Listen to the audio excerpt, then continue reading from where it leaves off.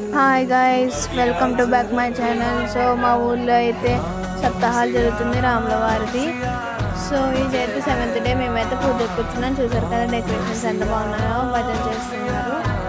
So lighting అయితే చాలా అందంగా డెకరేషన్ చేశారు. అండ్ ఇక్కడ మీరు చూసినట్టయితే ఫస్ట్ కళ్యాణం చేస్తారనమాట. ఇది కళ్యాణం చేసింది. దాని తర్వాత రాముడు సీతనైతే ఉయ్యాల్లో పెడతారు. ఇక్కడ ఆంజనేయ స్వామి ఇంకా లక్ష్మణ స్వామిని అయితే చివరిలో పెడతారనమాట. సో దీనిని పవలింపు సేవ అంటారంట. అద్దం ఉయ్యాల చుట్టూ ప్రదక్షిణ చేసుకొని అద్దంలో చూసుకొని సీతారాముల వారిని వెళ్ళాలి.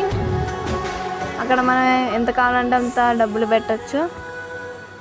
మనం మనసులో కోరుకుంటే అది విజయవంతంగా తీరుతుందంట. అండ్ మేమైతే పూజ మీద కూర్చున్నాం.